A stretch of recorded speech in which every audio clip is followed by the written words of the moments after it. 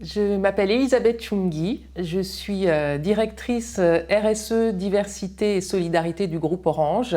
Je suis écrivaine aussi et je suis maman de 2 charmants garçons.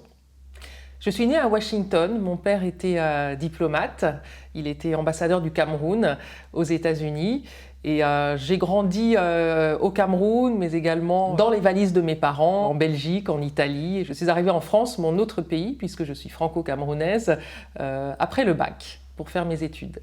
Cette enfance nomade a été extrêmement précieuse pour l'avenir parce que à la fois le métissage, être entre 2 pays, 2 cultures, et également tous ces voyages enfants m'ont donné le goût des autres, une curiosité insatiable, mais aussi un grand sens de l'adaptation et de l'agilité qui m'a beaucoup aidée dans mon parcours professionnel par la suite. Mon père est le premier membre de sa famille à avoir réussi. Il est né dans les années 30 dans la forêt camerounaise, enfant d'agriculteur, et il a été repéré par... il est allé à l'école des missionnaires, puis a eu une bourse pour venir poursuivre ses études en France au collège. Il est arrivé sur le Mermoz, le paquebot Mermoz en 1947, et de fil en aiguille, Sciences Po, l'ENA, et puis il a choisi, il aurait pu être sous-préfet en Corrèze, c'était sa première affectation. Enfin, on lui proposait de partir en Corrèze, il a choisi de rentrer au Cameroun au moment de l'indépendance. Ma mère aussi est fille d'agriculteur, aussi dans le Tarn, et elle a aussi été la première de sa génération à faire des grandes études, puisqu'elle a été à l'école normale. Il y a eu peut-être une forme d'exigence et d'excellence qu'il a fallu quelque part dépasser, parce que finalement, quand on a un parcours scolaire assez facile, au premier obstacle, et les obstacles sont arrivés au moment des études et de l'entrée dans la vie professionnelle, si on n'est pas armé pour l'échec, on peut vite perdre pied. Il faut apprendre à tomber dans la vie, parce que c'est utile quand on sait gérer la chute.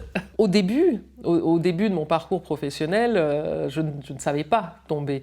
Quand je sors de la meilleure école de journalisme de France, major de ma promo télé, je suis assez confiante pour la suite, et je me heurte très vite à la réalité de l'open space, une grande chaîne de télévision au milieu des années 90. J'étais la plus jeune de la rédaction, j'avais 21 ans, j'étais une femme, et puis surtout j'étais la seule femme métisse. Et donc là, j'ai pris une grosse claque.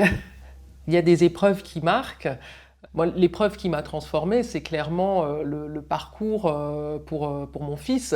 Mon fils qu'un médecin fou voulait enfermer en hôpital psychiatrique à 4 ans et demi, qui aujourd'hui a 12 ans et rentre en 4e, avec certes un accompagnement, des adaptations, mais voilà.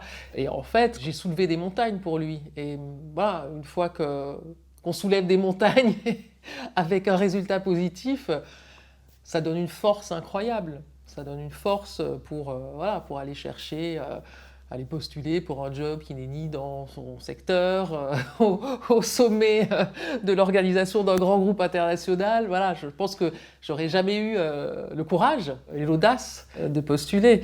C'est moi qui suis allée chercher ce job. Ce job, j'en rêvais. Ce job, je l'ai demandé. Quand j'ai posé ma candidature, voilà, il y avait 999 chances sur 1000 pour qu'on me dise non, et ça n'aurait pas été grave. Et personne n'en serait mort. Et Stéphane Richard a dit oui.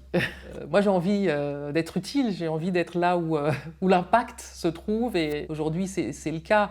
Il y a tellement d'enjeux sur ce numérique qui est aujourd'hui, qui sera encore plus présent demain. Le cloud, la data, l'IA, où les femmes sont peu présentes. Si on n'accompagne pas les femmes, et c'est ce qu'on essaye de faire à travers de nombreux dispositifs, vers ces métiers-là, c'est la moitié de l'humanité qu'on laisse sur le bord de la route, quoi. C'est juste pas possible, quoi. Et puis voilà, penser aussi à l'héritage qu'on transmet aux enfants. Je veux leur léguer une planète respirable. Donc voilà, j'ai vraiment eu envie de passer à l'action. J'avais un message pour les petites filles et les jeunes filles. Toutes les voies sont possibles, il faut du travail, de l'audace et de la confiance.